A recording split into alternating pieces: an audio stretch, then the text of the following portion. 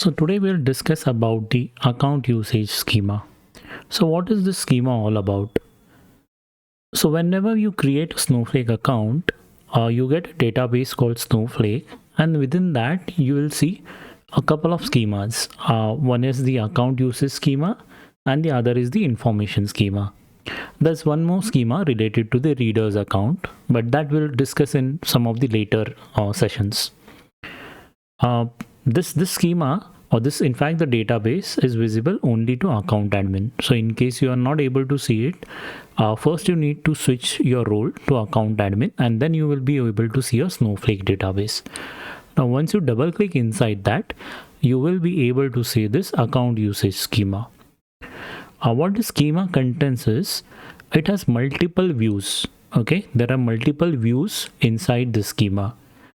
The view names are like access history, columns, file formats, and multiple views are there. So what does this views contain?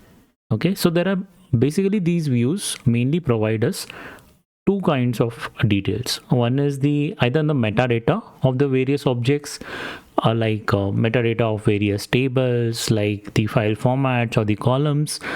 Um, Consider it similar to the if you come from an Oracle world, you might be aware of the system tables like all tabs or all calls. So you get a very similar kind of details in some of these views. Apart from this, there are multiple other views which also gives us the usage metrics. Okay, usage metrics, as in if you want to see some query execution timings, okay, how much time a certain query took, or how much credits are used by a warehouse, you will get these kind of metrics also in some of the views present in this account usage schema. The retention period is of 1 year. Okay, so up to 1 year you can go back and see the history. So you might remember, if you want to see some query history details, right, from the UI, it just provides you details up to 14 days, a history up to 14 days. So what if you want to see an history of some of the query beyond this 14 days? That's the time you can come and to this account usage schema and query the view called the query history. You should be able to see the details that you're looking for, but this is up to only 1 year. After 1 year it gets purged. As mentioned earlier, it can be only accessed by account admin. Okay, but then if we can give permission to others, if you want someone else to do this job, have a look at this on a frequent basis, yes, that can be done. You can create a separate role for this. That is a better way of doing it. You can have another role, and to that role you can give this, and maybe they can write some automated script on maybe daily or weekly basis, like a very typical thing that happens in any production system, where we have to watch for such kind of things. But be aware, right, as soon as you run some query, you won't get the details immediately in this account usage schema. There is some latency because it's a share. Okay, it comes from the cloud services layer, the data is shared, and then you can access it. There is some latency. So the latency is up to from it can range from up to from 45 minutes to 3 hours, and it depends from view to view. So certain views you'll get the data within 45 minutes. I think the query history gives the data within 45 minutes, but there are other views which takes almost up to 3 hours. But most of the views you'll get the results within a couple of hours. But if you're trying to do something, just wait for this latency to complete, and then you can come back and see the data. The account usage schema also includes the details of the dropped objects. This is where it differs with the another schema, the information schema, which we spoke about initially. There in information schema you won't get the details of dropped objects, but in account usage schema you can get these details. What are the use cases? Where do you use this? You can use the account usage schema if you want to see the history of certain queries.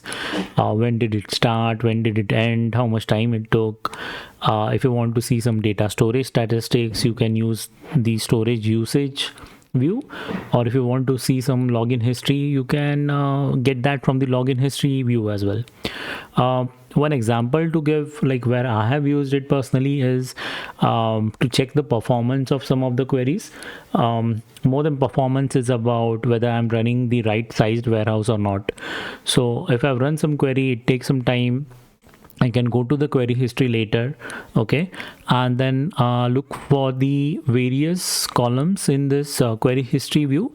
There is a column called bytes spilled to disk.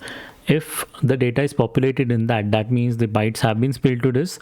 That means your performance of the query is low, and that is mainly because that can be mainly because you're not running the right sized warehouse. Maybe your warehouse is too small for the query. You can just increase the warehouse size and try to rerun the query till the time you don't get the bytes spilled to disk. That's one of the way I've used this.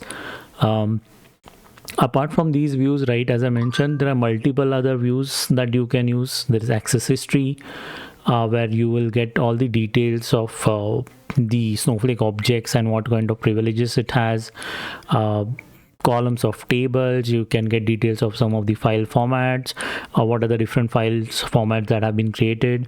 Masking policies, and another important view if you have implemented dynamic data masking and you have a lot of masking policies, then you can definitely go and refer to this table to see what kind of policies are in place and whether you can reuse them. Say with masking policies, you can create them once and reuse it. You don't have to create a masking policy for each and every column.